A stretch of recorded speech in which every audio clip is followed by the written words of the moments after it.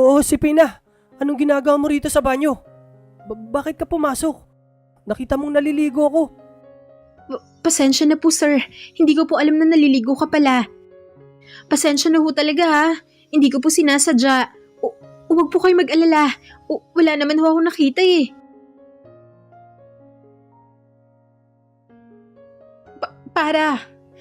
Para manong driver, dito na po ako, bababa na ho ako. Sa sobrang lakas ng sigaw ni Josefina, biglang napaapak ang driver ng bus sa preno. Bunsod ng kaganapang yun ay inasubsob si Josefina. Sa nagpapawis na kilikili ng isang matabang ale, nakagaya niya ay nakatayo na rin sa gitna ng bus dahil sa rami ng mga pasahero. Ano ba naman yan? Nakaligtas nga ako sa pagkakasubsob. Mukhang sa mabahong kilikili naman ako mamamatay.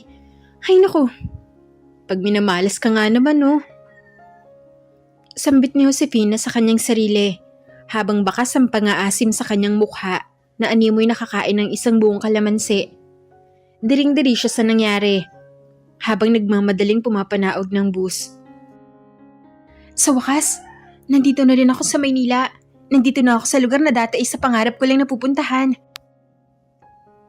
Bago tuluyang bumaba ng bus ay nag-ayos muna si Josefina ng kanyang magulong buhok. Pinalansya niya ang naggusot niyang damit, pati na rin ang palda, gamit lamang ang kanyang mga palad. Pagkatapos noon ay gumuhit ang matamis niyang ngiti sa labi bago siya ganap na nakababa ng bus. Grabe! Ang tataas ng mga building dito. Sobrang lawak pala ng Maynila. Saan ko naman mahanap ang bahay na magiging amo ko?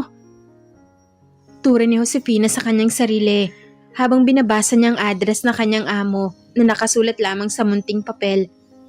Patuloy lamang sa paglalakad-lakad si Josefina nang hindi man lang tumitingin sa kanyang daraanan. Natigilan na lamang siya sa kanyang paglalakad-lakad nang biglang may naapakan siyang isang malambot na bagay.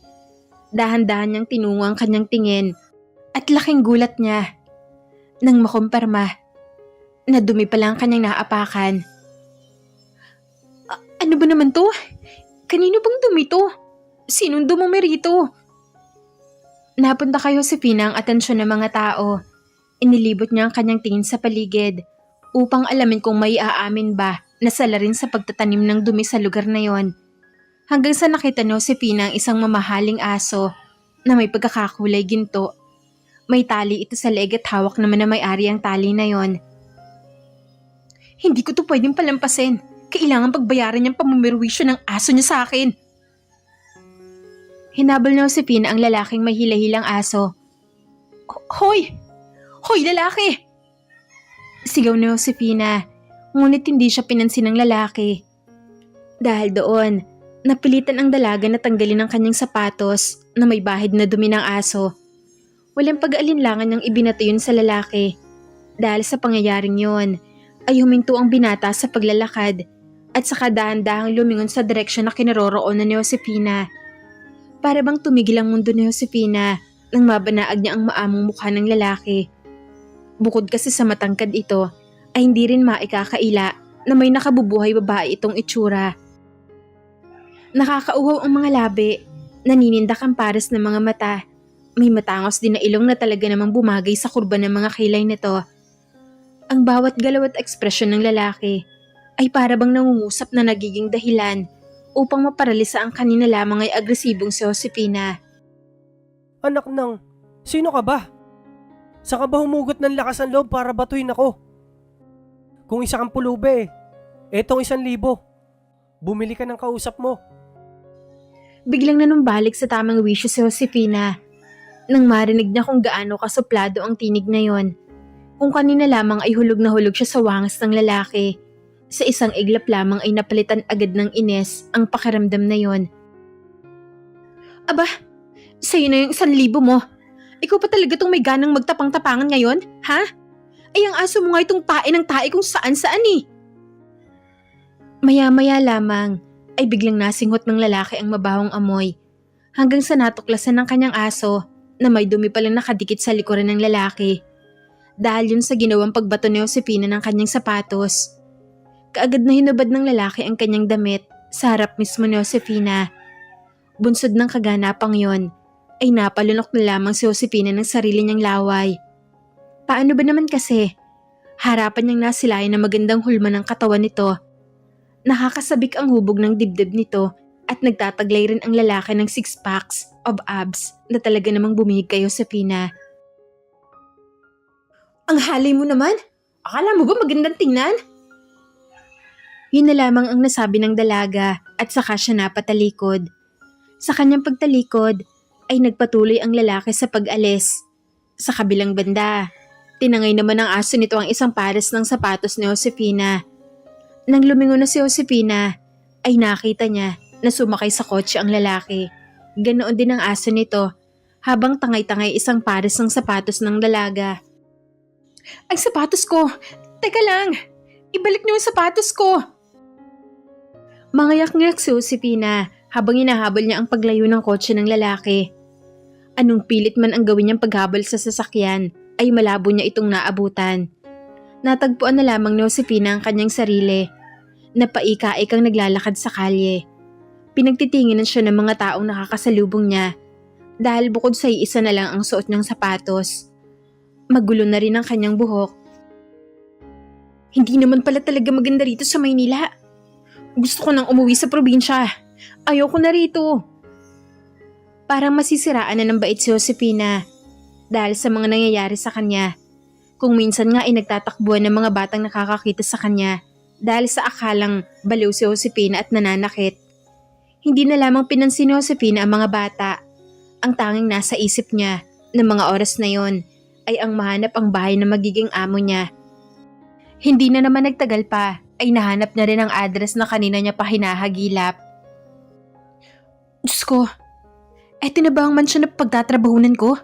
Grabe, ang laki pala talaga ng bahay nila. Hindi ko alam kung paano ko lilinisin ang loob ng bahay na yan. Parang sinlaki na ng isang barangay yan eh. Hindi pa man ako nakakapagsimula ng paglilinis. Parang napapagod na kaagad ako. Diyos ko, ikaw na po ang bahala sa akin. Sana naman itumagal ako sa bahay na to. Nasapo na lamang ni Josefina ang kanyang sariling noo. Iniisip niya ang kanyang magiging trabaho pero para bang napapagod na kaagad siya kahit hindi pa siya nakakapagsimula. Nabitiwan niya tuloy ang dala niyang maleta at hindi na niya napigilang mapaload sa semento. Naroon siya sa harapan ng gate ng mansyon. Huminga muna siya ng malalim upang humugot ng lakas ng loob. Bago tuluyang tumuloy sa mansyon, patuloy lamang siyang humihinga ng malalim habang unti-unting bumabangon mula sa pagkakaluhod.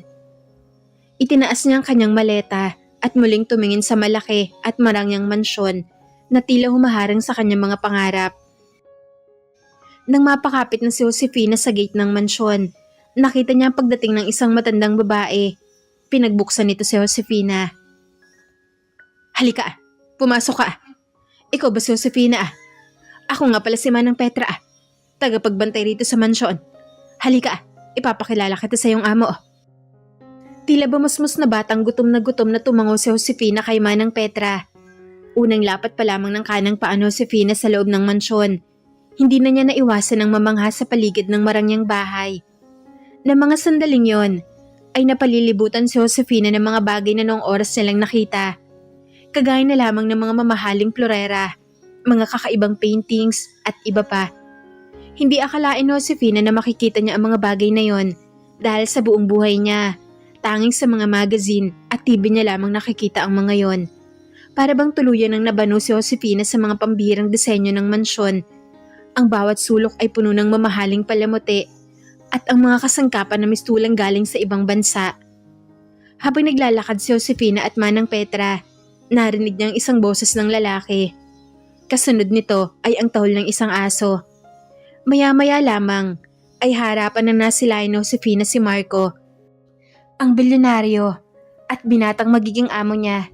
Ganoon na lamang ang pagkagulat ng dalaga nang makumpirma niya na ang lalaking yun ay ang lalaking nakainkwentro niya sa labas.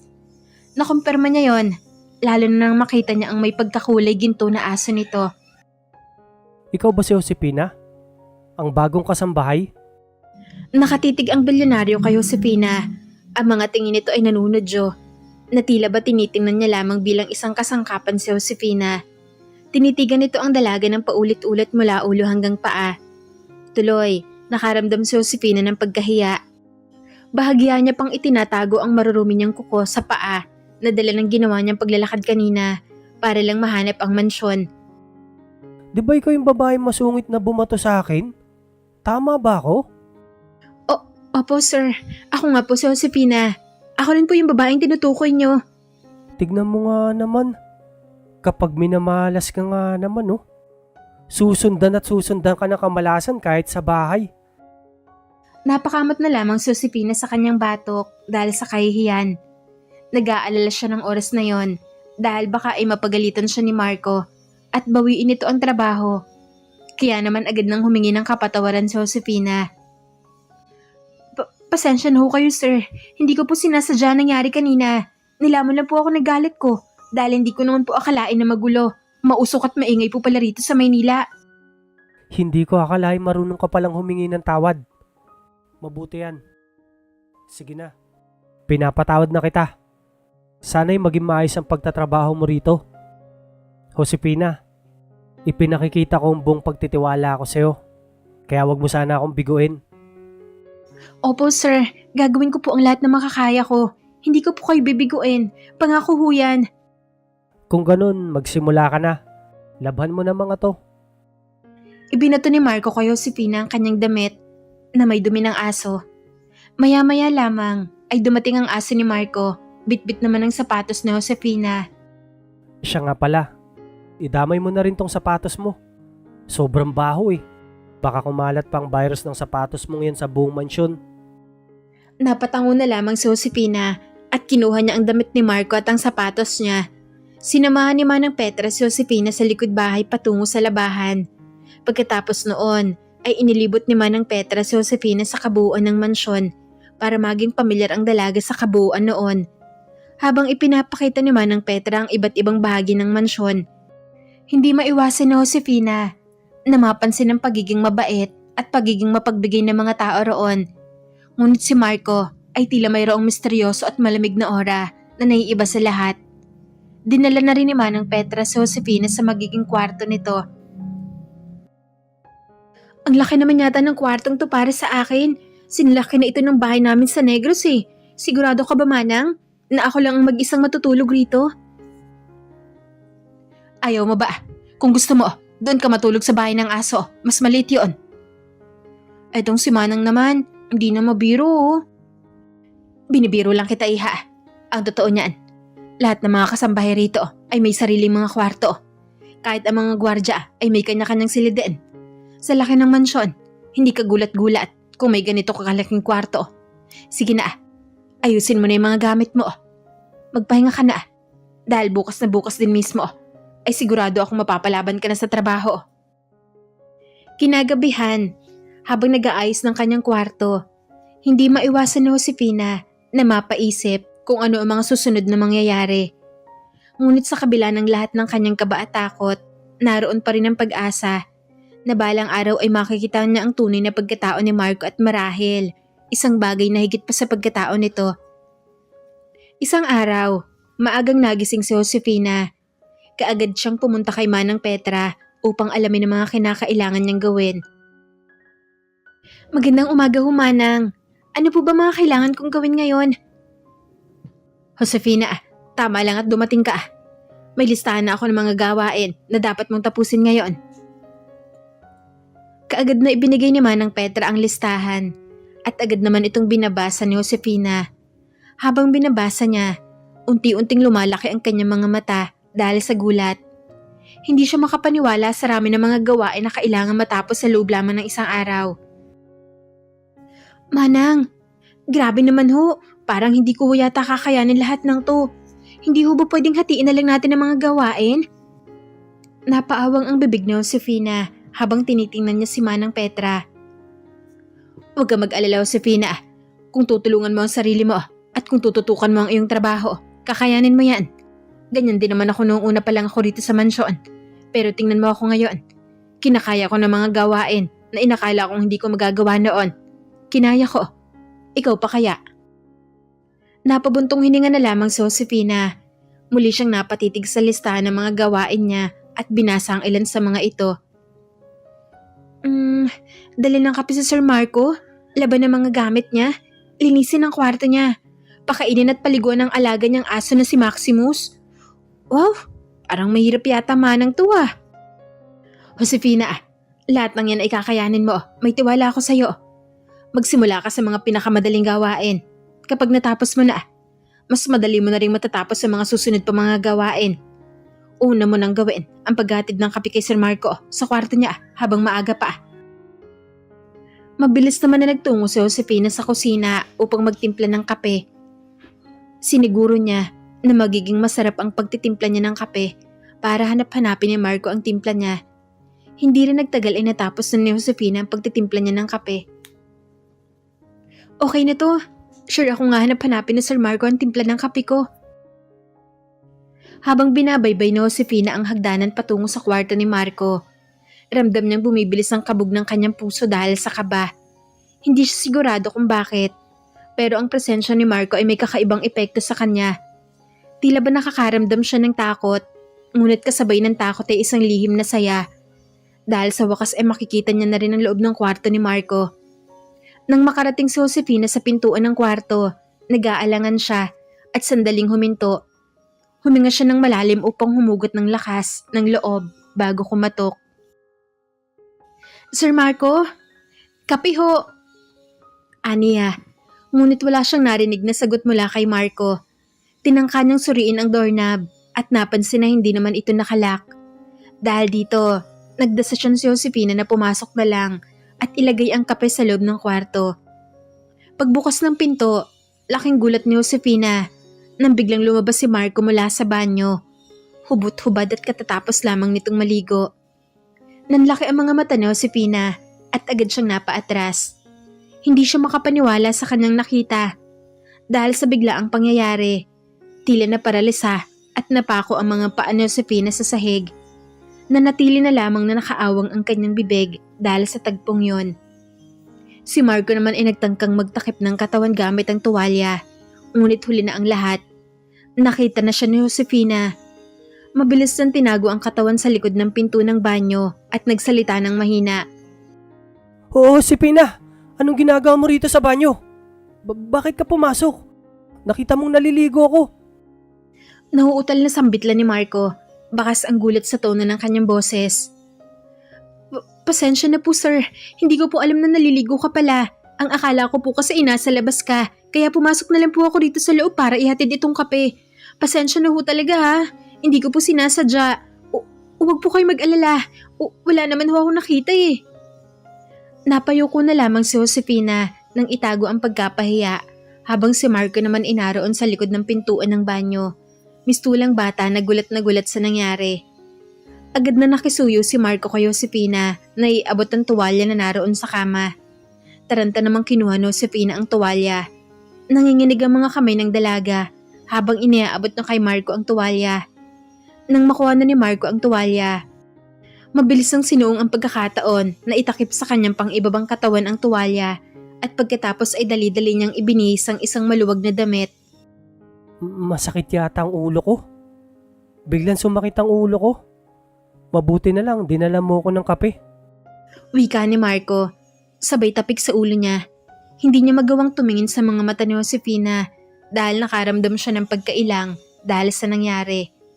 Kinuha na lamang ni Marco ang kape at pasimple itong hinigop. Sige po sir, bababa na ho muna ako. Tawagan niyo na lang po ako kung may ipag-uutos ho kayo. Nagmamadaling bumaba si Josefina sa hagdanan. Hindi niya magawang itago ang kanyang nararamdaman. Hindi pa rin niya matanggal ang kabog sa kanyang puso. Ang lahat na nangyaring yon ay isang matinding pagkagulat at hindi pa rin siya makapaniwala sa kanyang nasaksihan. Dumiretso si Josefina sa kusina upang uminom ng malamig na tubig upang pakalmay ng kanyang sarili. Pagpasok ni Josefina sa kusina, doon siya nag-isip at nagsimula magtangka na pagaanin ang kanyang pakiramdam. Ngunit sa kabila ng lahat ng nangyari, hindi pa rin niya maiwasan ng mag-isip tungkol sa nangyari. Kung paano, kung bakit, at kung anong nararamdaman ni Marco. Lahat ng yon ay pawang mga katanungan na gumugulo sa kanyang isipan. Oh, Anong balita? Bakit ka nababalisa? Ang laki. Ang laki po, Manang. Malaki. Ang alin. Ano ang malaki, Josefina? Yung problema ko po, mukha kasing hindi nagustuhan ni Sir Marco ang timpla kong kape. Nag-aalala si Josefina at hindi maalis ang kabang nararamdaman. Ngunit si Manang Petra, bilang isang matandang kaibigan na tagapayo, ay malumanay nang umiti at nilapitan siya. Huwag mong gawing malaking problema yan, Josefina. Lahat ng bagay ay may dahilan. Siguro napansin lang na Sir Marco ang ibang bagay. Pero hindi ibig sabihin noon ay hindi siya natutuwa sa ginawa mong kape. Huwag mong gawing malaking isyo. Bagamat hindi pa rin maalis kay Josefina ang hiya sa kanyang katawan, ay nagpasya pa rin siya na magtiwala na darating din ang araw na magiging maayos ang lahat. Hindi na niya masyadong binigyang pansin ang kabog ng kanyang puso. Sa halip, nagtakda na lamang siyang magpatuloy sa kanyang araw na may pag-asa at pagtitiwala na mabubura din sa kanyang isipan ng lahat at mga hindi inaasahang pangyayari sa kanilang buhay. Sa malawak na bakuran ng mansyon, abala si Josefina sa kanyang paglalabas sa isang sulok malapit sa hardin. Kanya-kanyang kilos ang ibang kasambahay.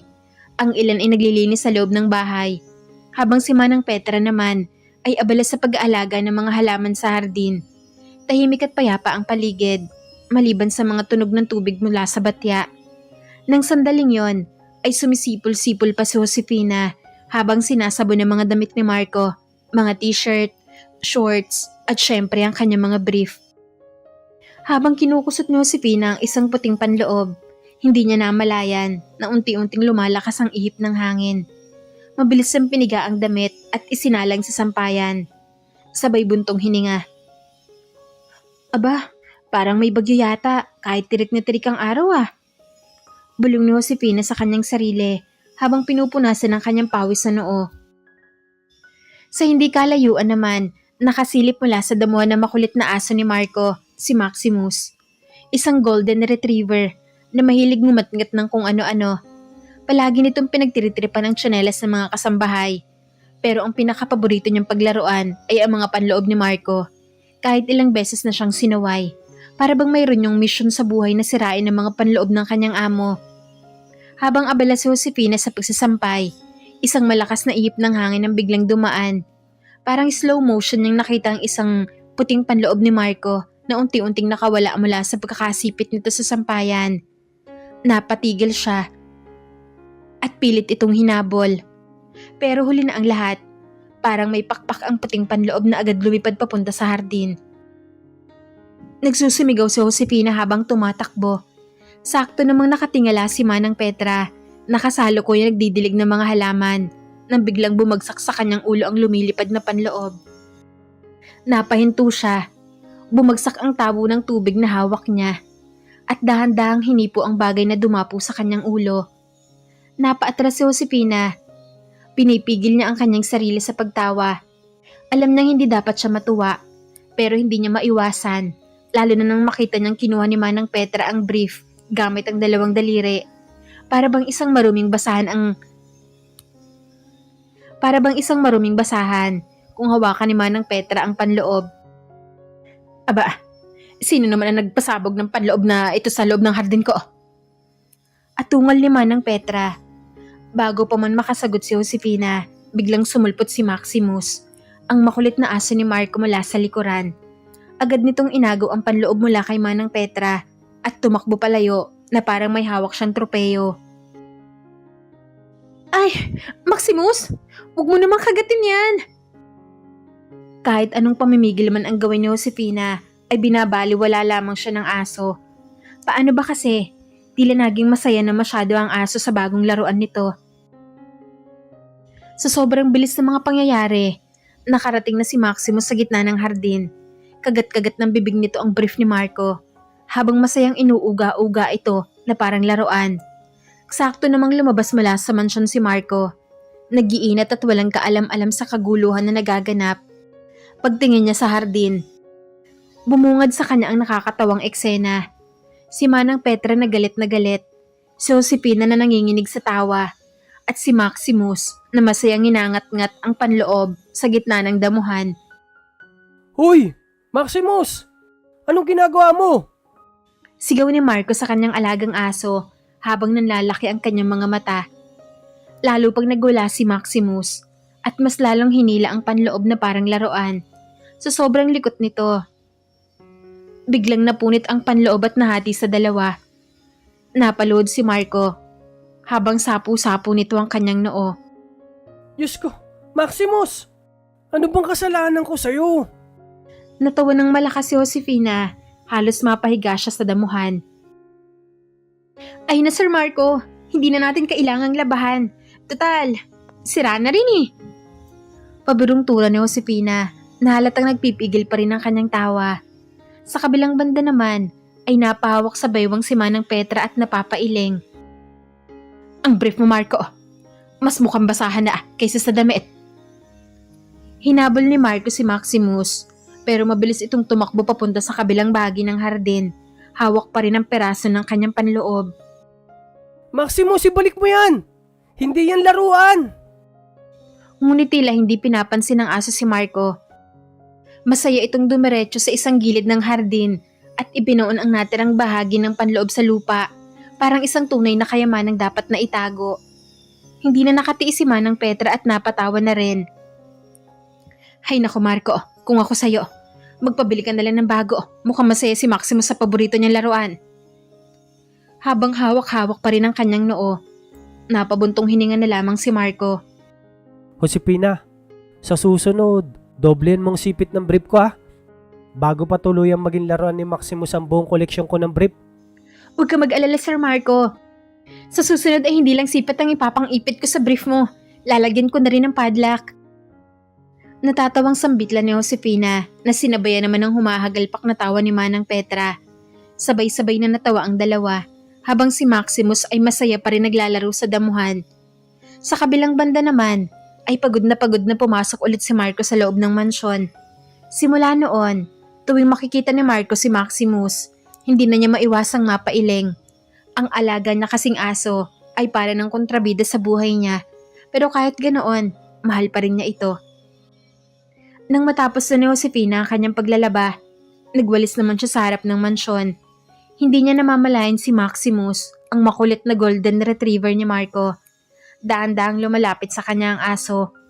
Kinabahan si Josefina dahil alam nang kilala si Maximus sa buong mansyon bilang aso na mahilig manggulo. Madalas itong paglaruan ng sapatos sa mga kasambahay, habulin ang mga ibon sa hardin, at syempre, ngat-ngatin ang mga bagay na hindi dapat ngat-ngatin.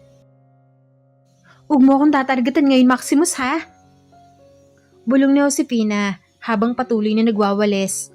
Ngunit sa isang iglap lang, bigla na lang itong lumundag sa kanya.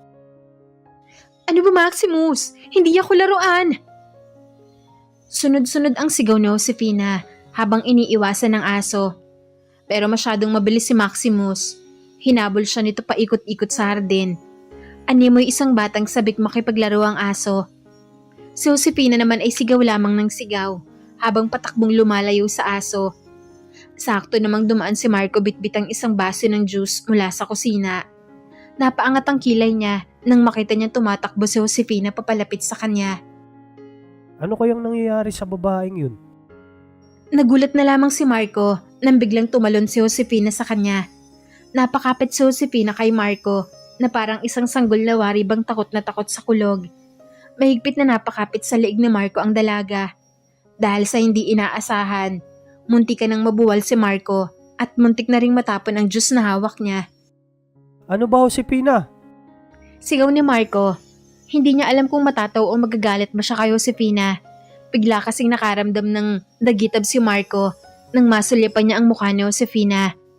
Daway kung paano ito matakot sa aso habang tila sanggol na nakasampa sa harapan ng binata na nagdudulot kay Marco ng kakaibang pakiramdam. Na naging sanhi upang mas lalong gumanang loob niya sa magandang kasambahay. Sir Marco, si Maximus ho, hinahabol ako. Parang bata na tugon ni Josefina.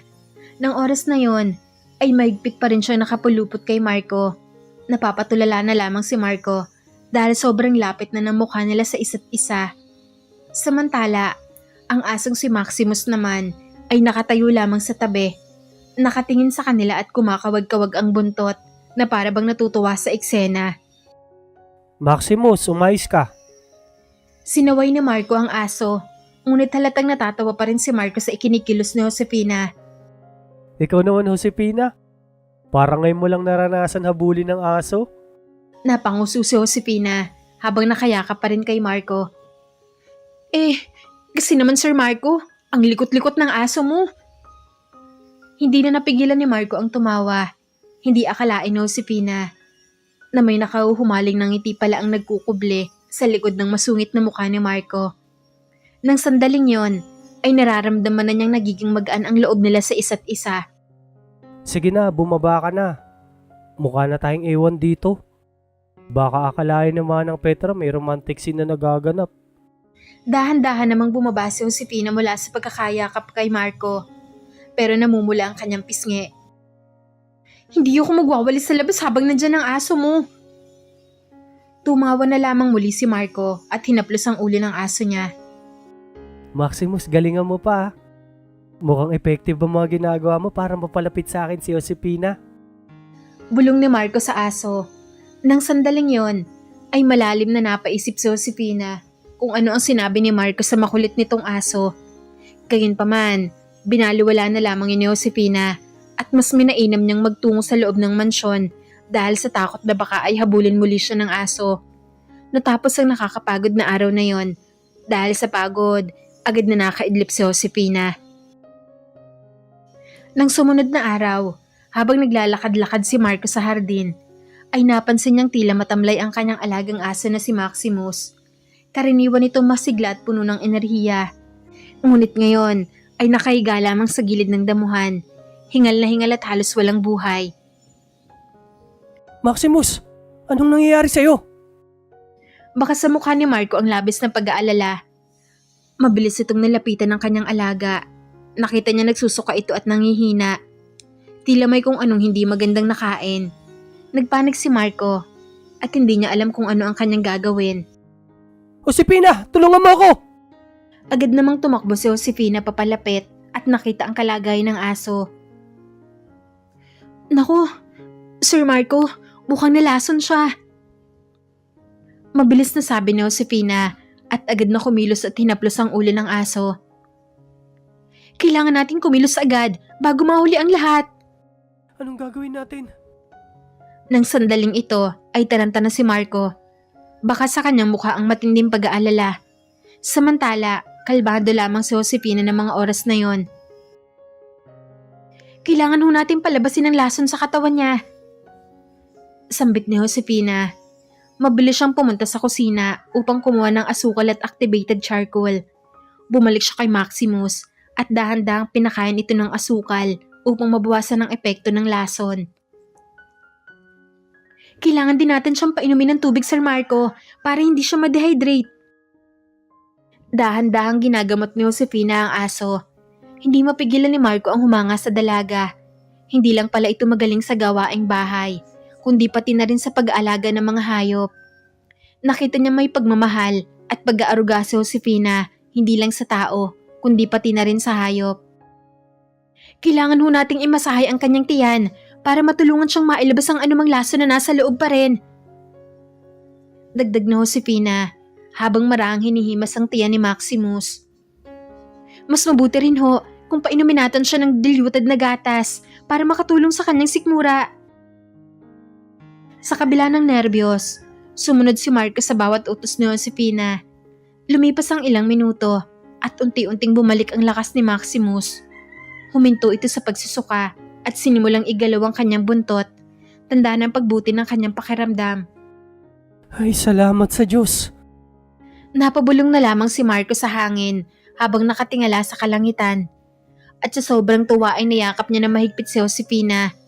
Wala namang ibang nagawa si Josefina kung di ang gumanti ng yakap. Pagkakataon na rin yon upang makulong sa kanyang bisig si Marco. Nagkatinginan sila. Parehong nararamdaman ang init ng yakap ng bawat isa. Sa puntong yon, hindi lang pasasalamat ang nasa puso ni Marco, kundi pati na rin ang isang mas malalim na damdamin na hindi niya kayang ipaliwanag sa pamamagitan ng salita. Ano ka ba naman, Sir Marco? Hindi ko hahayaang mawala sa yung isang mahalagang bagay sa buhay mo, no?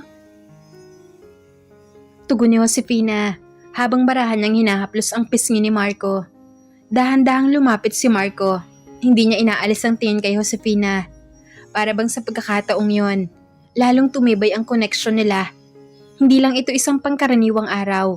Ito ang araw na mas lalong lumalim ang loob nila para sa isa't isa. Habang pinagmamasdan nilang muling naglalaro si Maximus sa damuhan, magkatabi silang naupo sa hardin.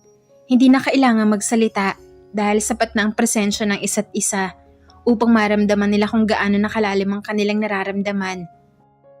From now on, wag mo na akong tawaging Sir Marco. Marco na lang. Napatango na lamang si Josefina. Sinunod ang kagustuhan ng kanyang amo. Marco? Naku, ang hirap palang sabihin ng walang sir. Napatawa na lamang si Marco dahil sa inusal ni Josefina. Maya-maya lamang ay bahagya niyang tinapik ang kamay ni Josefina na ikinagulat ng dalaga. Masasanay ka rin. Pabirong usal ni Marco, ngunit may bakas ng lambing ang boses nito. Sa pagitan ng katahimikan at ng nanlalamig na simoy ng hangin, nagkatitigan sila ni Josefina. Walang kailangang sabihin dahil sapat na ang sandali upang iparamdam ang saya sa kanilang nararamdaman. Isang gabi, hindi mapakali si Josefina. Paulit-ulit siyang sumisilip sa bintana, hinihintay ang pagdating ni Marco. Nakakross arm siya habang nakatayo sa tabi ng kortina. Walang tigil ang pagbuntong hininga. Minsan ay naglalakad siya paikot-ikot sa sala at pagkatapos ay babalik sa bintana para muling sumilip. Ano bang nangyari sa lalaking yun? Gabing-gabi na pero hindi pa rin siya umuuwi. Nag-aalalang wika ni Josefina habang tinatapik-tapik niya ang kanyang mga braso. Hindi niya maintindihan kung bakit siya kinakabahan. May kutob siyang hindi maganda. Napahawak siya sa kanyang dibdib at pilit pinapakalma ang sarili. Lumipas ang 1, 2, 3 oras hanggang sa inabot na siya ng madaling araw. Wala pa rin si Marco. Ngunit maya-maya lamang, isang malakas at pasuray-suray na tinig ang pumailan lang sa labas ng mansyon. Josefina! Nagulantang si Josefina, napaatras siya mula sa bintana, bago dali-daling nagpunta sa pintuan. Pagkabukas niya, tumambad sa kanya si Marco, na halatang bangenge sa alak. Namumula ang mukha, magulo ang buhok, at hindi pantay ang pagkakabotones ng kanyang polo. 2 ang nakakalas na botones, kaya halos kita na ang dibdib nito. Marco, ano bang nangyari sa'yo? Bakit ka lasing? Mabilis na nilapitan ni Josefina si Marco. Sinalo niya kaagad ang sumusuray na katawan nito. Sinubukan niyang alalayan ito, pero sa sobrang bigat ni Marco, siya pa ang muntik na bumagsak. Dahan-dahang iniangat ni Marco ang kanyang tingin at ngumiti ng nakakaloko. Josefina, ikaw ba yan? Ang bait mo naman. Ang ganda mo rin pala. Bulong nito habang kinikindatan si Josefina. Napabuntong hininga si Josefina. Kung hindi lang siya nag-aalala, baka na ay hampas na niya ang kanyang tsinelas sa mukha ni Marco. Halika na nga Marco, aakit na tayo sa kwarto mo bago ka pa tuluyang lumupasay dito sa sahig. Litanya ni Josefina habang pilit na nagpapakatatag dahil sa bigat ng katawan ni Marco. Hinawakan niya ang braso ng binata at buong lakas na inilalayan ito papasok ng mansyon. 1 hakbang, 2 hakbang, pero biglang huminto si Marco at bumagsak ang ulo nito sa balikat ni Josefina. Bango mo pala. Bulong ni Marco habang nakasubsob siya sa leeg ni Josefina. Muntik nang tumirik ang mga mata ni Josefina sa inis. Dahil sa bigat ng katawan ni Marco, napasandal si Josefina sa dingding, pero hindi siya sumuko. Sa huli, nagawa niyang akayin ng binata paakyat sa hagdan patungo sa loob ng silid. Pero sa sobrang bigat ng binata at sa likod nito, kapwa sila nadulas. Dumiretso sila sa kama ni Marco at ang masaklap. Nahigit pa niya ito, kaya napahiga siya habang si Marco naman inakapatong sa kanya. Naglapat ang kanilang mga labi sa hindi inaasahang pagkakataon. Nag-freeze si Josefina. Naramdaman niya ang init ng katawan ng binata. Ang mabining dampi ng hininga nito sa kanyang balat. Biglang bumilis ang tibok ng puso niya. Hindi niya alam kung dahil sa kaba o sa kung anong kakaibang pakiramdam na biglang dumaloy sa kanyang katawan. Napapikit siya at dahan-dahang gumanti ng halik. Ngunit sa kasagsagan ng init ng sandali, biglang humilik si Marco. Napatigil si Josefina. Dahan-dahan niyang iminulat ang kanyang mga mata at napagtanto na tulog na ang lalaki. Ano? Natulog ka na? Ikaw na nga to nagpasimuno. Ikaw pang unang na-knockout. Pambihira. Napangiwi na lamang si Josefina sa inis. Hindi siya makapaniwala. Natutulugan lang siya ni Marco. Ramdam niya ang magkahalong inis at hiya. Pakiramdam niya, pinagtripan lang siya ng tadhana. Mabilis nang itinulak si Marco palayo at bumangon mula sa kama. Sa halip na magalit, ay napailing na lamang siya. Ay naku Marco, ikaw talaga, pasaway ka. Pero bakit parang gusto kitang alagaan? Lumapit siya sa mesa at kinuha ang isang bimpo. Binasa niya ito at marahang pinunasan pawis ang mukha ng binata. Matapos noon, dahan-dahan niyang hinubad ang gusot nitong polo at pinalitan ng malinis na sando. Habang pinagmamasdan niya ang maamong mukha nito habang natutulog, napabuntong hininga siya. Sa kabila ng pagiging pasaway, may nararamdaman siyang kung anong init sa puso niya tuwing kasama ang lalaking ito. Lumapit siya sa kama at inayos ang kumot ni Marco. Bago tuluyang lumabas ng silid, tumigil siya saglit sa tabi ng pinto at tinapunan ito ng isang matamis na ngiti. Good night, Marco. Bulong niya bago lumabas ng kwarto. Sa labas ng silid, sumandal siya sa pinto at mariing tinakpan ng kanyang mukha. Ano ba itong nangyayari sa akin? Tanong niya sa kanyang sarili, pero sa kabila ng lahat, hindi niya napigilan ang kanyang ngiti. Bumaba siya papunta sa kusina upang kumuha ng tubig. Pero kahit na malamig ang tubig na ininom niya, hindi nito napawi ang init na nararamdaman niya sa kanyang dibdib. Napahawak siya sa kanyang labi na tila may natirang bakas ng halik na hindi niya kayang kalimutan. Muli siyang napabuntong hininga. Bukas, hindi ko siya haharapin. Hindi ko siya kakausapin. Hindi ko siya titingnan. Nangingiting sigaw niya sa sarili na parang isang baliw. Pero alam niyang niloloko lamang niya ang kanyang sarili. Dahil alam niyang bukas at sa mga susunod pang araw, hahanapin at aabangan niya ang bawat ngiti ni Marco. Kinabukasan habang abala si Josefina sa kusina, biglang bumaba si Marco na hawak ang kanyang ulo. Ano nangyari sa akin kagabi? Napakurap si Josefina at mabilis na umiwas ng tingin. Wala ka maalala? Tanong ni Josefina. Umaasang hindi nito natatanda na nangyari kagabi. Kumunot ang noo ni Marco at bahagyang ngumiti. May naalala akong malambot at mainit. Nanlaki ang mga mata ni Josefina dahil sa sinabi niya ni Marco. Huy! Kumain ka na nga lang dyan. Huwag kang kung ano-ano dyan. Napatawa si Marco habang hinihimas ang sarili nitong baba. Bakit ka namumula, Josefina? May tinatago ka ba sa akin?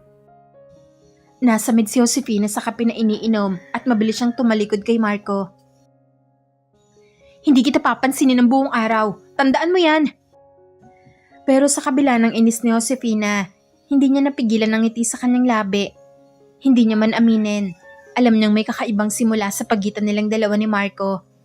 Sa mga susunod na araw, mas lalo silang nagkasama, nagkakakulitan, asaran at hindi may iwasang mga nakaw na sandali. Nang pag-aalalang pilit nilang tinatanggi. Ngunit hanggang kailan nila kayang pigilan ang damdamin nagsisimulang mamukadkad.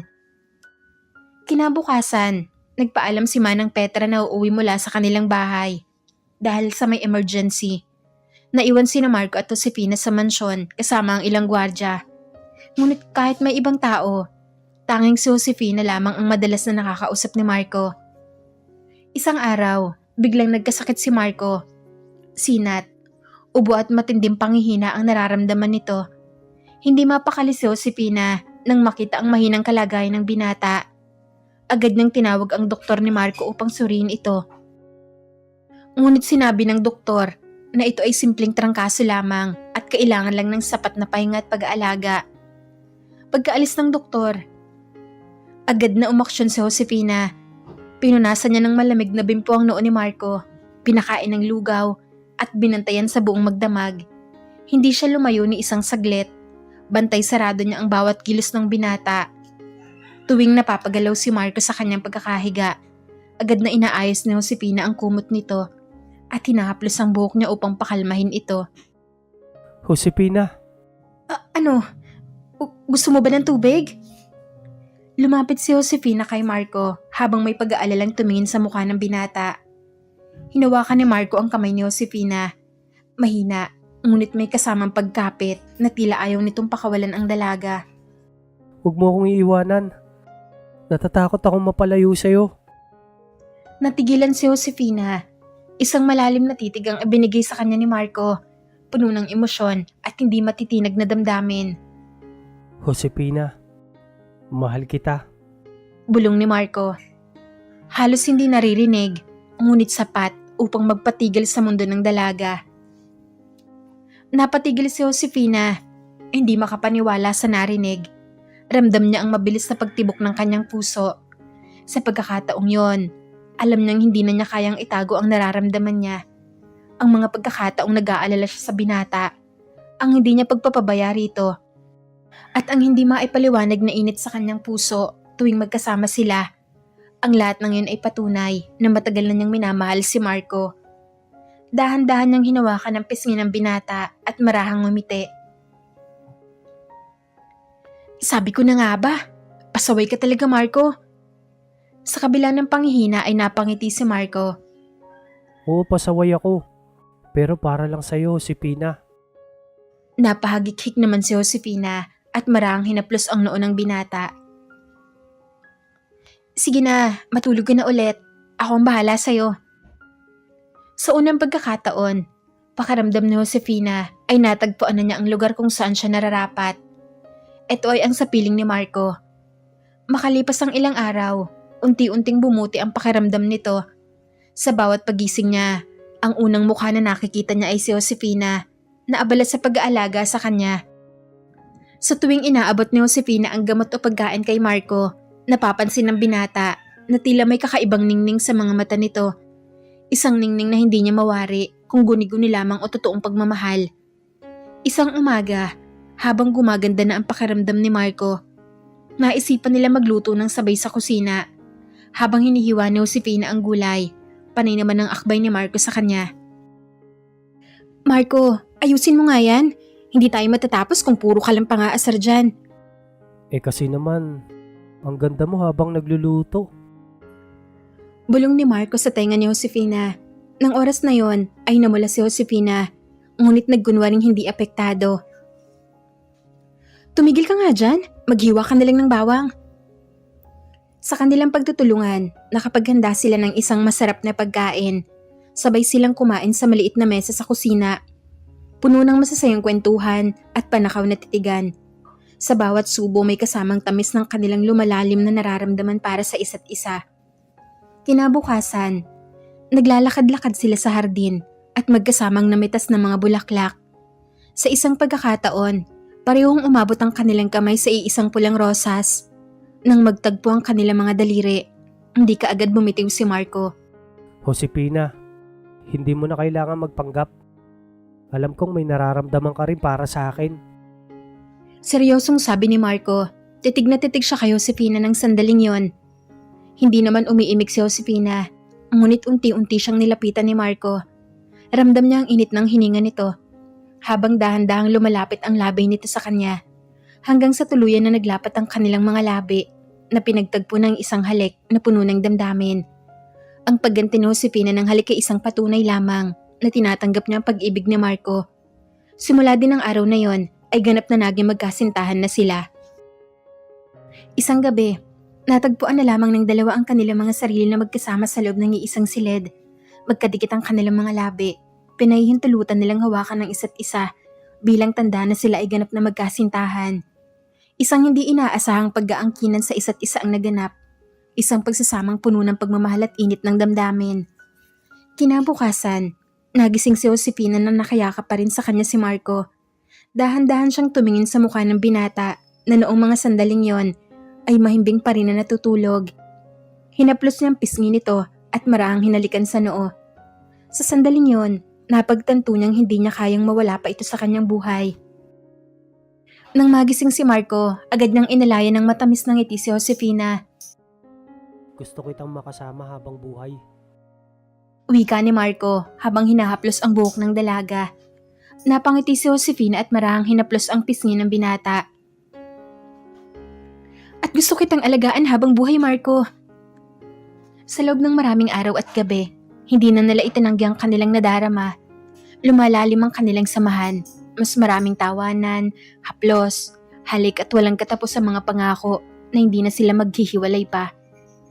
Makalipas ang ilang araw, nakauwi na rin si Manang Petra sa mansyon. Isang hindi inaasahang balita ang dumating. Marco, darating ang mama mo bukas. Anunsyo ni Manang Petra. Isang gabi habang nag-aayos ng hapunan. Biglang natigil si Marco sa pagkain at napatingin kay Josefina na tila ba hindi alam kung matutuwa o kakabahan. Si Senyora Isabela ay ang matapang at mayamang ina ni Marco na matagal na nagbabakasyon sa ibang bansa. Alam ni Marco na may pagkamatapobre ang kanyang ina at hindi ito magiging masaya sa kanyang desisyon na magkaroon ng kasintahan na isang probinsyana at kasambahay. Lalo pat si Josefina ay isang hamak at simpleng babae lamang na walang marangyang pinagmulan. Kinabukasan, dumating ang isang eleganteng babae, si Senyora Isabela. Matikas itong bumaba mula sa kanyang sasakyan, suotang isang mamahaling damit at may hawak na handbag na halatang galing pa sa ibang bansa. Ang kanyang postura ay nagpapakita ng mataas na estado sa buhay. Mataray, mayabang at sanay sa marangyang pamumuhay. Ngunit nang makita nito si Josefina, agad itong tumingin mula ulo hanggang paa at ang ngiti sa kanyang labi ay unti-unting nawala. Sino siya? Malamig na tanong ng senyora kay Marco. Hindi agad nakapagsalita si Marco, kaya naman ay ibinaling ng senyora ang kanyang tingin kay Manang Petra. Siya po pala si Josefina. Siya po ang bagong kasambahay rito sa mansyon, senyora. Tugon ni Manang Petra na sa takot ay baka maibaling sa kanyang init ng ulo ng senyora. Bagong kasambahay? Pero bakit hindi siya nakasuot ng uniforme ng mga kasambahay? Anong klaseng katulong ka? Hindi ka marunong gumalang sa may-ari ng bahay na to? Anong tingin mo sa sarili mo? Isang donya rito sa mansyon? Ang kapal naman ng mukha mo. Napatingin si Marco kay Josefina bago bumaling sa kanyang ina. Ma, huwag niyo pong pagtaasan ng boses si Josefina. Ako pong may kagustuhan na magsuot siya ng ganyan. Siyang nag-aalaga sa akin dito. At siya po ang mahal ko. Nanlaki ang mga mata ni Senyora Isabela dahil sa revelasyong sinabi ni Marco. Ano? Marco, anong pinagsasasabi mo? Hindi mo siya ka-level. Matalim na tumingin ang senyora kay Josefina. Napakuyom ang palad ni Josefina, pero pinili niyang manahimik. Alam niyang hindi siya basta-basta matatanggap ng isang babaeng katulad ni Senyora Isabela. Ngunit hindi niya inaasahan ang sumunod na sinabi ng ginang. Babayaran kita. Umalis ka na lang sa buhay ng anak ko. Napasapo naman si Marco sa kanyang noo. Ma, tama na yan. Hindi niyo pwedeng gawin yan kay Josefina. Nakakahiya po kayo. Ngunit matigas ang puso ng senyora. Ayaw niya magpatinag dahil ang nais niya ay masunod ang lahat ng kanyang kagustuhan. Ako pa talaga ang mas nakakahiya ngayon kumpara sa papitsuging babae na yan, ha, Marco? Gagawin ko ang lahat para hindi masira ang kinabukasan mo. Hindi mo alam kung anong sinasayang mo. Kayang-kaya kong ibigay sa'yo ang buhay na nararapat sa'yo. Pero anong ginagawa mo rito? Namumuhay sa kahirapan kasama yung isang babaeng walang maibibigay sa'yo? Nananatiling tahimik si Josefina. Hindi niya alam kung paano haharapin ang pangaalipusta ng ginang. Mahigpit niyang hinawakan ang laylayan ng kanyang suot na bestida. Hindi niya akalain na ganito kahirap ipaglaban ang pagmamahalan nila ni Marco. Napatingin siya kay Marco. Nakita niya ang labis na sakit sa mga mata nito. Alam niyang mahal siya ng binata. Pero sapat ba talaga yon para ipaglaban nila ang isa't isa? Senyora, hindi ko po intensyon na agawin si Marco mula po sa inyo. Mahal ko ho siya. Pero kung hindi po ninyo matatanggap yun, hindi ko po alam kung ano ang dapat kong gawin. Mahinang sagot ni Josefina. Sa kabilang banda, huminga ng malalim si Marco at hinawakan ng kamay ni Josefina. Josefina, hindi ko hahayaan basta ka na lang nilang paalisin sa buhay ko. Mahal kita at wala silang magagawa para baguhin yun. Marco, napakabobo mo talaga. Isa kang Buenavista. Mayaman, may pinag-aralan, may kinabukasan. At ngayon itatapon mo ang lahat ng yun para lang sa isang babae na hindi mo ka-level? Isang kahihiyan ng babae niyan para saan ka natin? Bunsod ng labis na pangmamaliit ng Donya kay Josefina. Nakaramdam si Marco ng galit. Hindi na nito napigilan ang mga gusto niyang sabihin kahit ikakasakit pa ito ng senyora. Ma, hindi perang nagpapasaya sa akin. Hindi ang mamahaling mga damit. Hindi ang marangyang buhay. Si Josefina ang nagpapasaya sa akin. Ma, naiintindihan mo ba ako?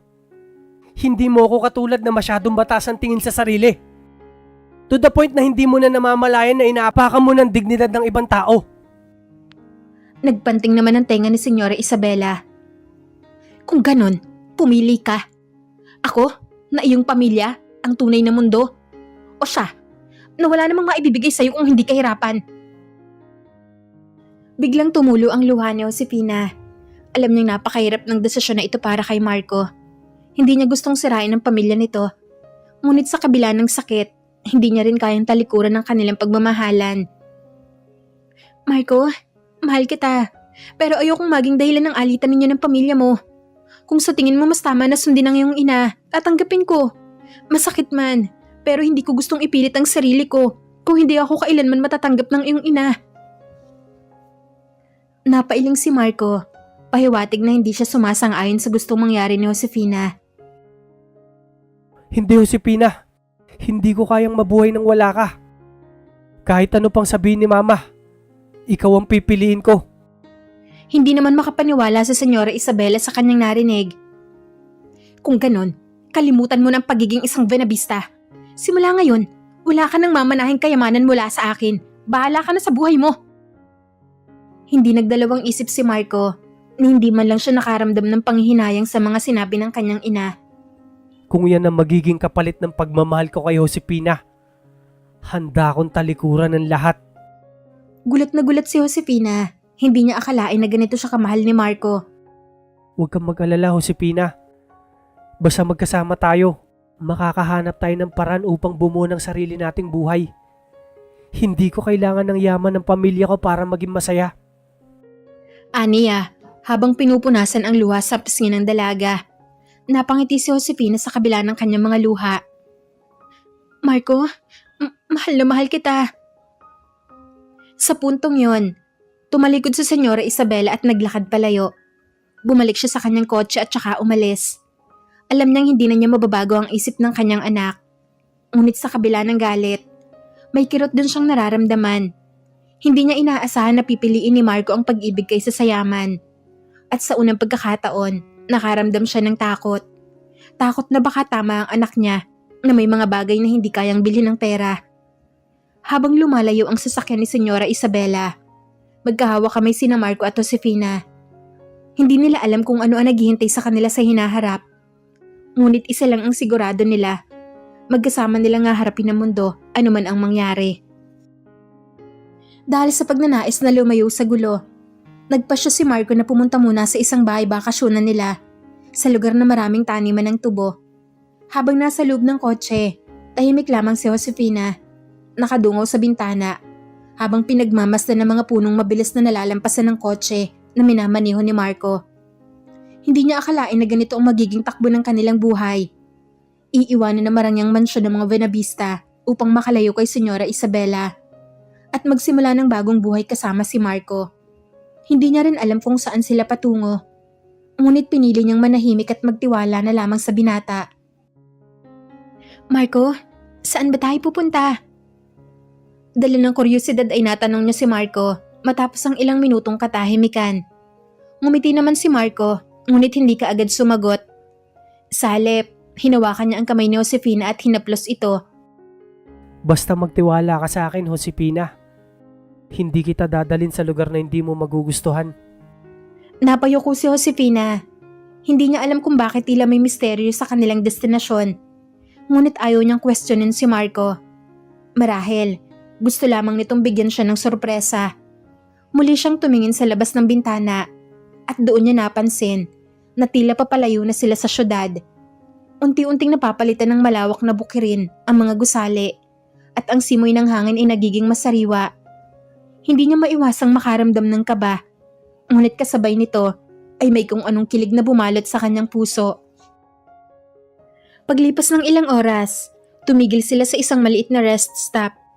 Bumaba si Marco upang bumili ng pagkain habang naiwan si Josefina sa loob ng sasakyan. Habang hinihintay niya si Marco, napansin ni Josefina ang isang matandang lalaki na nakaupo sa isang bangko. Tila pinagmamasdan siya. Nang magtama ang kanilang mga mata, ngumiti ang matanda at marahang tumango. "Iha, taga rito ka ba?" Tanong ng matanda. Nagulat si Josefina sa tanong nito. Hindi ho. Kasama ko lang po ang..." Hindi na niya natapos ang kanyang sasabihin nang biglang bumalik si Marco. May dalang dalawang supot ng pagkain. Tara Josefina, kumain tayo habang bumabiyahe. Anyaya ni Marco sa dalaga. Ngumiti si Josefina at si Marco naman ay muling sumakay sa kotse. Habang nagmamaneho si Marco, napansin niya ang kakaibang tingin ni Josefina.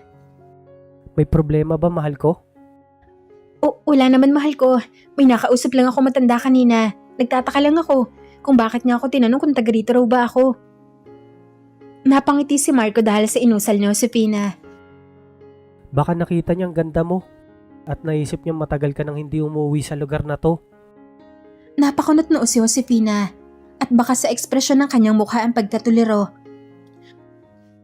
Anong ibig mong sabihin?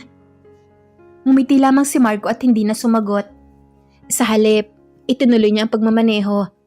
Habang lumilipas ang oras, unti-unti nang namumuo ang hinala ni Josefina. Tila pamilyar ang mga tanawing nadaraanan nila. Hindi siya maaaring magkamali. Alam niyang minsan na niyang nakita ang mga ito noon.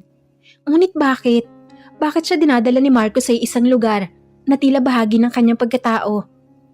Maya-maya pa, huminto ang kotse sa harap ng isang lumang bahay na napapalibutan ng malalawak na tubuhan. Napalunok si Josefina habang unti-unting bumababa ng sasakyan. Sa puntong yon, bumukas ang pinto ng bahay at lumabas ang isang matandang babae. Nanlaki ang mga mata ni Josefina. Hindi siya maaaring magkamali. "Josefina, anak ko!" Napuno ng emosyon ng mga mata ni Josefina nang makita niya ang kanyang ina na si Aling Marta. Agad siyang lumapit at mahigpit na niyakap ito. "Inay, nandito na po ako." Dahil sa labis na saya, ay hindi na napigilan ni Josefina ang umiyak. Napatingin si Aling Marta kay Marco na nakatayo sa tabi ng kanyang anak. "At sino naman itong kasama mo, anak?" Ngumiti si Marco at marahang yumuko bilang tanda ng respeto. Ako po si Marco, inay. Ako po ang boyfriend ni Josefina. Ako rin po yung batang nakatira ron sa apartment dyan sa malapit. Anak po ako ng pamilyang nagmamay-ari ng malawak na tubuhan dyan lang po sa kabilang purok. Napakurap si Aling Marta at napatingin ng mabuti kay Marco. Sa puntong yon, biglang lumapit ang nakababatang kapatid ni Josefina na si Luis. Ate, si Kuya Marco ba yan? Nagulat si Josefina dahil sa kaganapang yon. Ha? Kilala mo siya, Luis? Natawa si Luis at tumango. Siyempre naman. Nung bata pa tayo, tuwing bumibisita sila rito, lagi kayong magkasama. Hindi mo ba natatandaan, ate? May malaking bahay nga sila dyan sa malapit eh. Yung malapit dyan sa tubuan nila. Madalas sila magbakasyon dito. Kaso bigla na lang siyang nawala, di ba? Nanlaki ang mga mata ni Josefina. Unti-unting bumalik sa kanyang alaala ang mga masasayang araw noong kabataan niya. Isang batang lalaking may matamis na ngiti, mahilig tumakbo sa bukirin, at madalas siyang ipagtanggol laban sa mga kalaro nilang mahilig mang-asar. Hindi maaari. Sambitlan ni Josefina habang tinititigan niya si Marco. Ngumiti si Marco at marahang hinawakan ng kanyang pisngi. Naalala mo na? Josefina, ikaw na ang pinakamahalagang tao sa buhay ko. Matagal kitang hinanap. At ngayon, heto na tayo. Ako ang dahilan kung bakit ka napadpad sa mansyon. Patulong ako kay Manang Petra na hanapin ka. At nung malaman namin kailangan mo ng trabaho, roon ako nakahanap ng pagkakataon para ipatawag ka. Sa ganoong paraan, naisip ko mapapalapit ka sa akin. Siguro nga tinadhana tayo para sa isa't isa. Sa sandaling yon, tuluyan ang bumigay ang luha ni Josefina, luha ng tuwa, ng pagkabigla, at ng muling pagkakatagpo sa isang matagal nang nawalang bahagi ng kanyang nakaraan. Alam niyang mahaba pa ang kanilang lalakbayin, ngunit isang bagay ang sigurado, hindi na sila kailanman magkakahiwalay pa ni Marco. Walang hiya ka? Bakit hindi mo kaagad sinabi sa akin?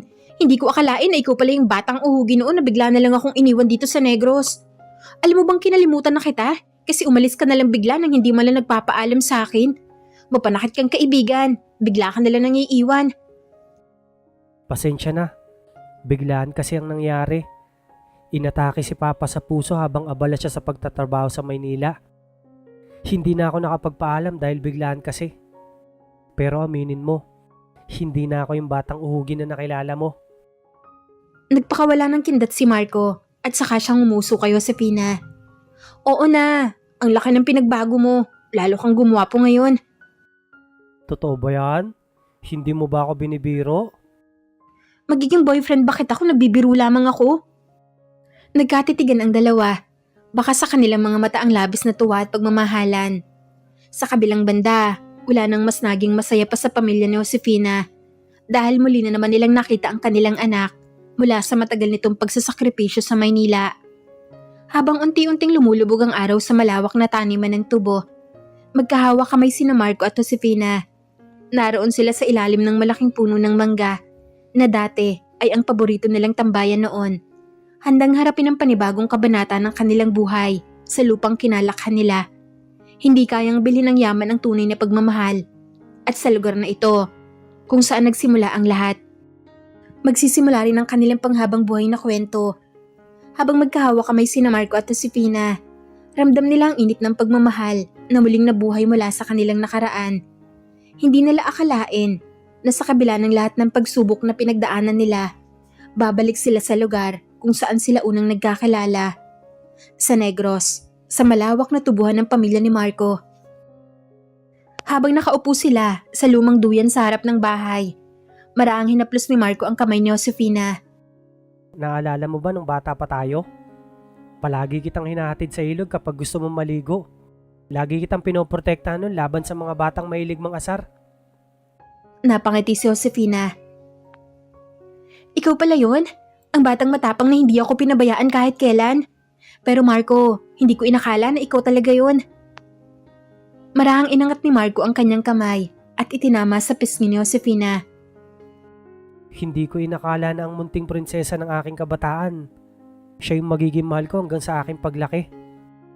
Baka nga noon pa lang siguro, ikaw na ang itinadhana para sa akin.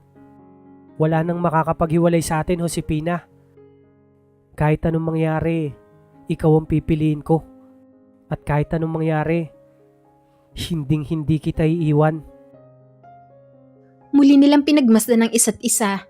Hindi na nila kailangan magsalita pa sapagkat sapat nang iparamdam ng kanilang mga mata ang tunay nilang nararamdaman. Marahang lumapit si Marco kay Josefina at marahan niyang hinalikan ang noo ng dalaga. Wala nang makakapaghiwalay sa atin, Josefina. Kahit anong mangyari, ikaw ang pipiliin ko. At kahit anong mangyari, hinding-hindi kita iiwan. Napayakap si Josefina kay Marco. Sa gabing yon, habang sumasayaw ang mga alon ng damuhan sa ihip ng hangin, isang pangako ang nabuo sa pagitan nila. Isang pangakong hindi na muling masisira ng kahit na sino. Kinabukasan, maagang nagising si Josefina. Naglakad siya palabas ng bahay at pinagmasdan ang malawak na tanawin ng tubuhan na naliligo sa sinag ng araw. Ramdam niya ang lamig ng simoy ng hangin, ngunit mas mainit sa kanyang puso ang pagmamahal na nararamdaman niya para kay Marco. Hindi niya ikinakala na babalik siya sa lugar na ito, hindi bilang isang estranghera, kundi bilang isang babaeng minamahal ng tapat. Lumapit si Marco mula sa likuran at marahang inialay ang kanyang braso sa balikat ni Josefina. Anong iniisip mo? Napatingin si Josefina sa kanya at ngumiti. Iniisip ko kung paano naging ganito kaganda ang lahat. Akala ko wala na akong puwang sa buhay mo matapos akong pagtangka ang palayasin ng iyong ina. Pero heto tayo ngayon, magkasama. Hinawakan ni Marco ang kanyang kamay at tinitigan sa mga mata nito. Hindi kita hayaang mawala, Josefina. Handa akong ipaglaban ka kahit kanino. Hindi ko kailangan ng kayamanan o pangalan. Ang mahalaga sa akin, ikaw. Natawa si Josefina. Oh, bakit ka tumatawa? Parang pelikula lang no? Pero totoo. Totoo ang pagmamahal natin. At totoo rin na hindi ko kaya mabuhay nang wala ka. Marahang hinila ni Marco si Josefina papalapit at niyakap ito ng mahigpit. Ramdam niya ang tibok ng puso ng dalaga. Tumitibok para sa kanya. Dumaan ang mga araw na puno ng saya para sa kanila. Pansamantalang nanatili si Josefina at Marco sa bahay bakasyonan nila. Sama-sama nilang inikot ang tubuhan. Kung saan ipinakita ni Marco kay Josefina kung paano ito pinapatakbo. Masaya nilang inalala ang kanilang kabataan at kung paano sila naglalaro sa ilalim ng araw. Kung paano sila nagtatawanan noon na parang walang ibang mahalaga sa mundo. Kung paanong halos matanggal na ang kanilang ngipin dahil sa kakakagat ng matamis na tubo. Ngayon, wala na silang inisip kundi ang kanilang hinaharap. Isang hapon habang nagpapahinga sa ilalim ng malaking puno ng mangga, biglang nagsalita si Marco. Josefina, may gusto akong itanong sa'yo. Ano yun? Tugon ni Josefina habang nakapikit. Ninanamnam ang hangin na dumadampi sa kanyang mukha. Handa ka na bang makasama ako habang buhay? Dumilat si Josefina at binalingan si Marco. Sa kanyang kamay, may hawak itong isang maliit na kahon. Nang buksan ito, tumambad ang isang simpleng singsing na may maliit na batong kumikinang sa sinag ng araw. Napasinghap si Josefina sa kanyang nakita. Marco? Hindi ito marangyang singsing. Pero itong simbolo ng pagmamahal ko sa'yo. Josefina, pakasalan mo ko. Gawin nating makatotohanan ng kasal-kasalan na noon ay nilalaro lang natin. Hindi napigilan ni Josefina ang pagluha. Hindi dahil sa lungkot, kung hindi dahil sa matinding kasiyahan. Oo, Marco. Oo. Isunuot ni Marco ang singsing sa daliri ni Josefina at niyakap siya ng mahigpit. Sa pagkakataong yon, wala nang makakapigil sa kanila. Hindi man nila alam ang lahat ng hamong haharapin nila sa hinaharap. Isa lang ang tiyak. Ang kanilang pagmamahalan ay tunay at walang makakasira rito. Ngunit isang gabi, isang tawag mula sa Maynila ang gumambala sa kanilang masayang mundo. Isang balita ang bumalot sa takot sa puso ni Marco. Matapos niyang malaman na may sakit ang kanyang ina na si Senyora Isabela. Subalit gawa-gawa lamang ito ng senyora upang matuloy ang binabalak nito na maipakasal si Marco sa ibang babae. Kailangan kong bumalik sa Maynila. Si Mama, may sakit siya. Kailangan ko siyang makita. Sambit ni Marco kay Josefina habang nakaupo sila sa veranda ng bahay. Napalunok si Josefina. Pilit na tinatago ang lungkot sa kanyang mga mata. Sa maikling panahon nila magkasama sa maliit na baryong yon, natutuhan niyang mahalin si Marco ng buong puso. Alam niyang darating ang araw na maaaring magkahiwalay sila, ngunit hindi niya inaasahan na darating ito ng ganito kabilis. Gaano ka katagal doon, Marco? Tanong ni Josefina kay Marco. Pilit niyang pinapanatili ang tinig na kalmado. Hindi ko alam. Hindi kita pwedeng isama pa uwi. Baka lalo lang sumama ang pakiramdam ni Mama. Alam mo naman ang kalagayan niya, di ba? Pero babalikan kita. Pangako. Hinawakan ni Marco ang mga kamay ni Josefina. Mahigpit at puno ng pangako. Josefina, hintayin mo ako rito. Babalik ako. Hindi kita bibiguin. Hinayaan ni Josefina na dumaloy ang kanyang mga luha nang hindi namamalayan. Ramdam niya ang bigat sa puso niya, ngunit sinusubukan niyang ngumiti. Mag-iingat ka, Marco. Bumalik ka kaagad, ha? At sa gabing yon, umalis si Marco pabalik sa Maynila. Dala ang pangakong babalikan niya si Josefina. Naiwan si Josefina sa baryo, bitbit ang pangarap nilang dalawa. Ngunit hindi niya alam na isa pala itong patibong. Isang larong hindi niya kailanman inakalang magiging bahagi siya. Lumipas ang mga araw, at sa bawat sikat ng araw na bumabati kay Josefina tuwing umaga, umaasa siyang makakatanggap siya ng text o kahit tawag man lang mula kay Marco. Ngunit isang linggo ang matuling lumipas. 2, 3, wala pa rin siyang naririnig mula rito. Ilang ulit siyang nag-text at tumatawag kay Marco, pero hindi siya nakakatanggap ng reply. Habang tumatagal ay para bang nawawala si Josefina sa kawalan, at ang pananabik na bumabalot sa kanyang puso ay unti-unting napalitan ng pangamba. Bakit kaya hindi niya sinasagot ang mga text sa tawag ko? Bakit hindi na siya nagpaparamdam? Ano bang nangyayari kay Marco? Tanong ni Josefina sa kanyang sarili. Bawat gabi, habang nakatingin sa malawak na langit, umaasang maririnig niyang tinig ni Marco. At nang hindi na niya kinaya ang pananabik at pag-aalala, nagpasya na siya. Nasundan ito sa Maynila. Handa siyang tahakin ng mahabang daan patungo sa lungsod upang hanapin ang kasagutan sa kanyang mga katanungan. Hindi niya alintana ang pagod at takot, sapagkat ang tanging nais niya ay makita niya si Marco at alamin ang dahilan ng kanyang katahimikan. Sa kanyang pagdating sa mansyon ng mga Buenavista, agad siyang nakaramdam ng kaba. Ang marangyang bakuran, ang malalaking haligi ng bahay, at ang mga matataas na pader ay nagpapahiwatig ng mundo na malayo sa kinagisnan niya. Ngunit tiniis niya ang lahat para sa lalaking minamahal niya. Habang papalapit siya sa tarangkahan, isang nakakapanlumong pangyayari ang kanyang natuklasan. Sa loob ng marangyang hardin ng mansyon, nakita niyang nakatayo si Marco kasama ang isang magandang babae. Isang mayaman at kilalang anak ng prominenteng pamilya. Nakasuot ito ng bestidang mamahalin at ang paraan ng paghawak nito sa braso ni Marco ay nagsasabi ng isang katotohanan na hindi na niya kailangang kumpirmahin pa. Sa isang iglap, naintindihan ni Josefina ang lahat. Ang katahimikan, ang kawalan ng sagot ni Marco sa kanyang mga text at tawag, ang hindi pagtupad ni Marco sa kanyang pangako. Lahat ay nagkaroon ng kasagutan sa harap ng kanyang mga mata. Ang lalaking minahal niya, ang lalaking nangakong babalikan siya, ay pagmamay-ari na pala ng iba.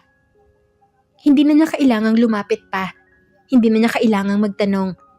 Ramdam niya ang kirot sa kanyang puso. Isang sakit na tila isang patalim na unti-unting tumatarak sa kanyang dibdib. Isang peraso ng kanyang mundo ang nawasak sa mga sandaling yon. At wala siyang nagawa, kundi tanggapin ang masakit na katotohanan. Sa puntong yon, siya na mismo ang kusang lumayo. Hindi na niya hinintay ang paglingon ni Marco. Hindi na siya naghintay ng paliwanag. Wala nang salitang kailangan na bitawan. Wala nang paliwanag na dapat marinig. Sapagkat sa isang sulya pa lang, nalaman niyang tapos na ang kanilang kwento. Dala ang pusong sugatan at ang pangarap na unti-unting gumuho sa harapan niya. Tahimik si Josefina na lumakad palayo sa mansyon. Hindi niya alam kung paano magsisimula muli. Ngunit alam niyang kailangan niyang ipagpatuloy ang kanyang buhay, kahit wala na si Marco sa kanyang mundo. Nang magkaroon na ng tamang pagkakataon si Marco para kausapin si Josefina, agad niyang tinawagan ng kasintahan ngunit hindi naman ito sumasagot. Ilang beses siya nagpadala ng mensahe at tumawag, ngunit nananatiling tahimik si Josefina. Ang hindi pagsagot ng dalaga ay nagdulot ng matinding kaba kay Marco. Hindi niya alam kung ano ang nangyayari at kung bakit bigla na lamang itong lumayo. Dahil sa labas na pag-aalala, nagpasya si Marco na bumalik sa Negros upang hanapin si Josefina. Sa kanyang pagdating, agad siya nagtungo sa bahay ng dalaga. Ngunit laking gulat niya nang malaman mula sa mga magulang nito na wala si Josefina roon. Saan po siya nagpunta? Sinundan ka niya sa Maynila. Hindi ba kayo nagkita roon? Diyos ko naman, Marco. Nasaan na kaya ang anak ko? Ikaw kasi, ano ba nangyari sa'yo? Alam mo bang hindi matanggap ni Josefina ang biglang pananahimik mo? Hindi ka man abalang i-text sa tawagan siya. Nang marinig ito ni Marco, tila isang matinding dagok ang tumama sa kanyang dibdib. Alam niya na siya ang dahilan kung bakit napilitan si Josefina na gawin ito. Labis siyang nagsisi na hindi niya kaagad ito hinanap at kinausap. Tita, sobrang mahabang kwento po. Marami po kasi akong bagay na inasikaso. Ipapaliwanag ko na lang po sa inyo sa susunod. Hindi magkamayaw ang mga magulang ni Josefina dahil sa nangyayari. Kaya naman, dali-daling bumalik si Marco sa Maynila upang hanapin ang kanyang kasintahan. Sa loob ng maraming araw, walang humpay na hinanap ni Marco si Josefina. Paulit-ulit niya itong tinawagan. Pero hindi siya sinasagot ng dalaga. Nagtungo na rin si Marco sa mga pamilyar na lugar na sa palagay niya ipupuntahan ni Josefina. Subalit bigo pa rin siyang makita ito. Unti-unti siyang pinanghinaan ng loob, ngunit hindi siya sumuko.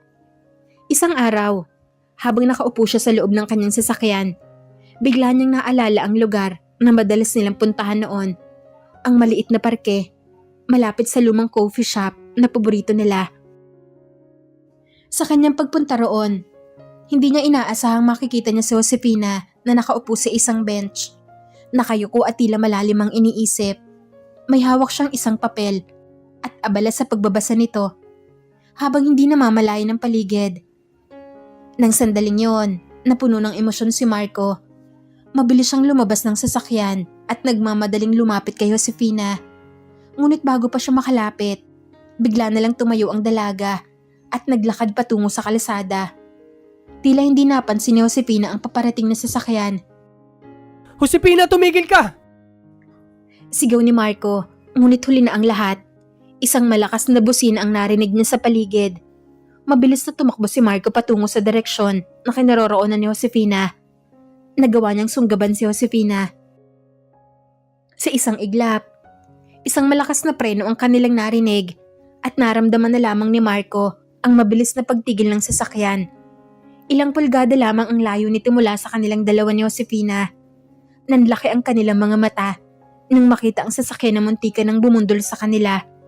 Natigilan si Josefina kasabay ng nadarama nitong panginginig. Ano bang iniisip mo? Muntik ka na mabangga.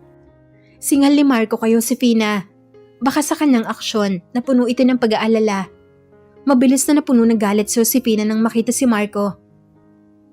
Ano bang pakialam mo? Hindi mo ako hinanap noon, kaya bakit ka nandito ngayon? Para ano? Para saktan ako ulit? Ha, Marco? Ramdam ang matinding emosyon sa bawat salitang pinapakawalan ni Josefina.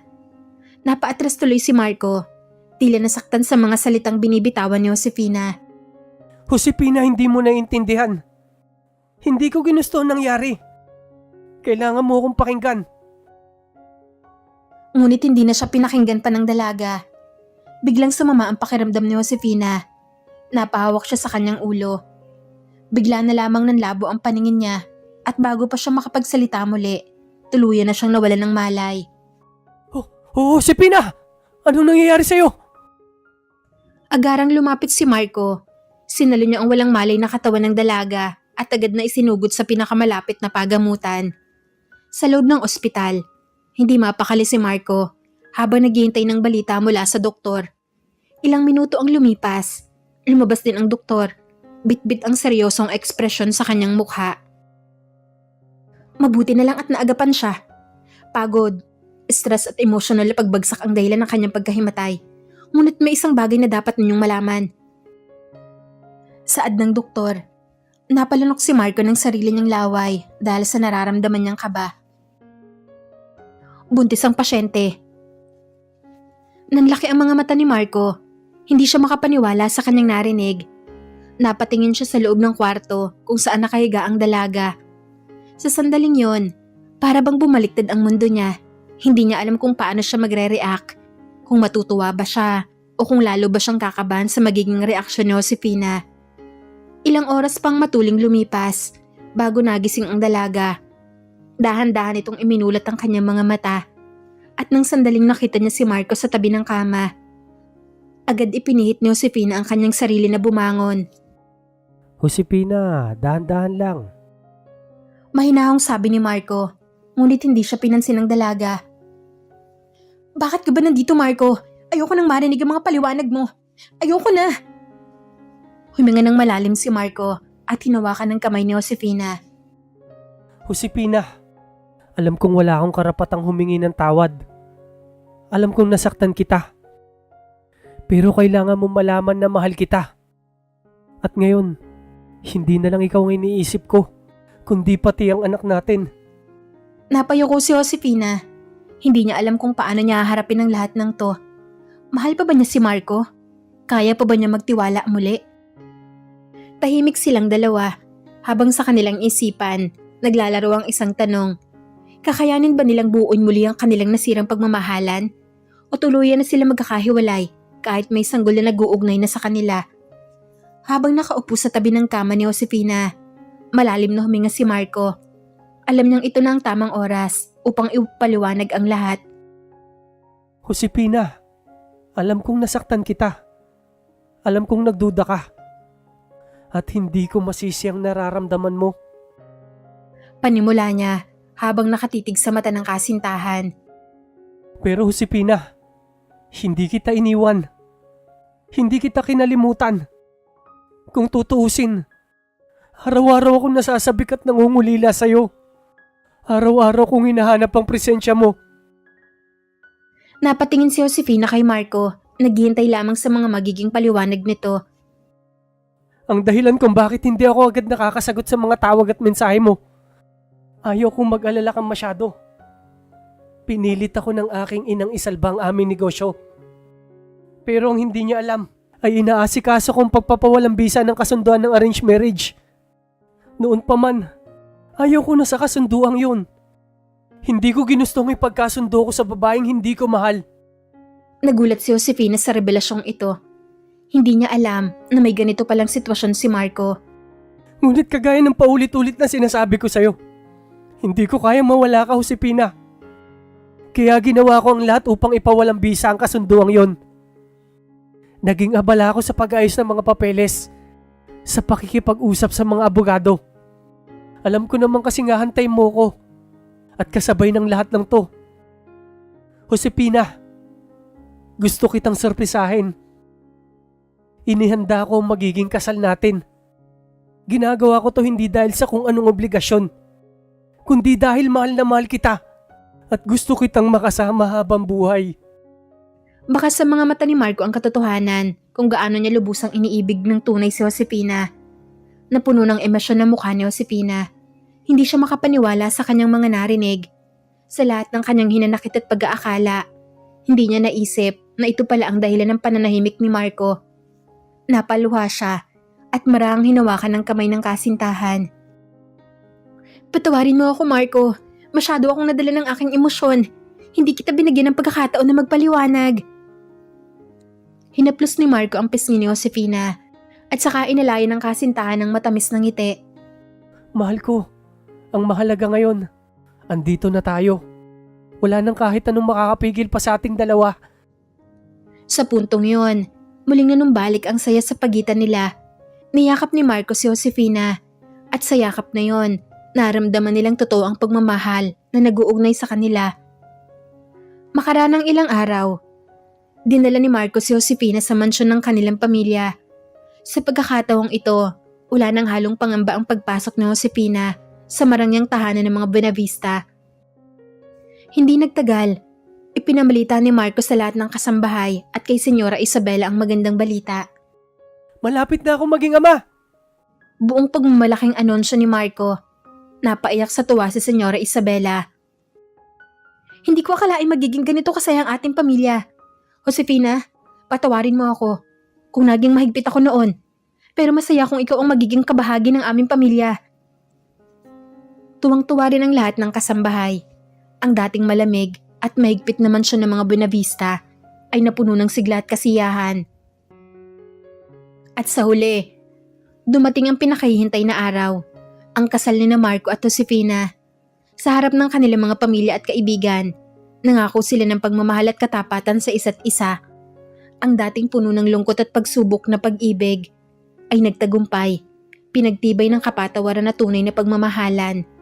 Ang kasal ni Marco at Josefina ay naging engrandeng pagdiriwang na punong-puno ng ligaya, halakhak at masasayang luha. Nagtipon ng kanilang mga mahal sa buhay upang ipagdiwang ang kanilang pag-iisang dibdib.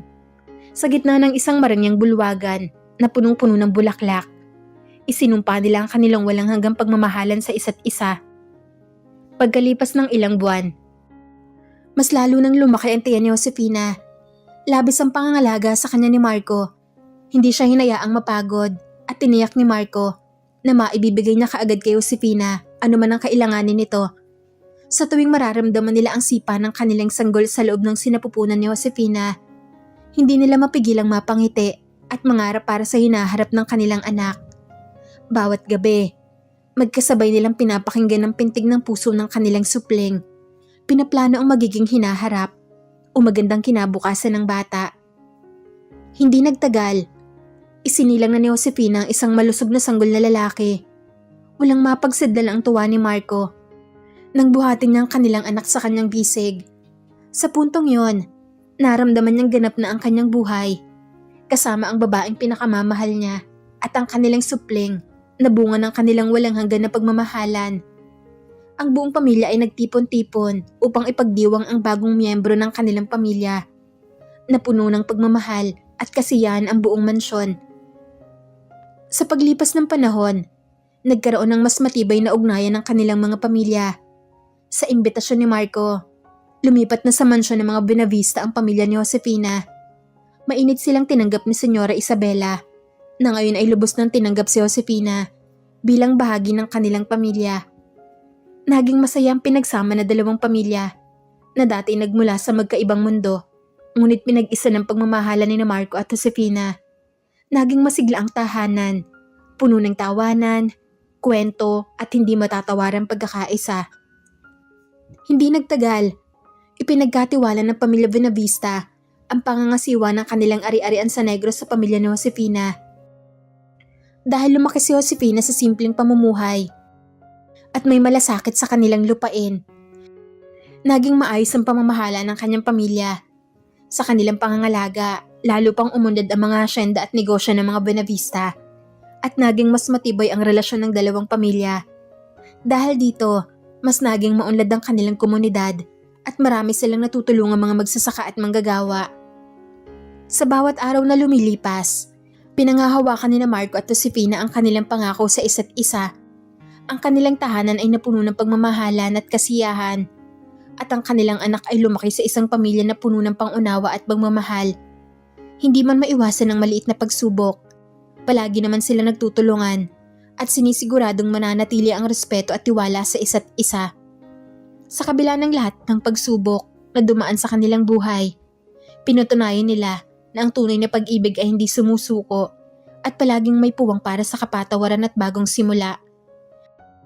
At sa bawat araw na lumilipas, habang pinagmamasdan ni Marco si Josefina at ang kanilang anak, alam niyang natagpuan na niya ang kanyang tahanan sa piling ng kanyang pamilya. Sa kanyang puso, walang pag-aalinlangan si Josefina. Ang kanilang anak ang pinakamagandang biyaya na natanggap niya sa kanyang buhay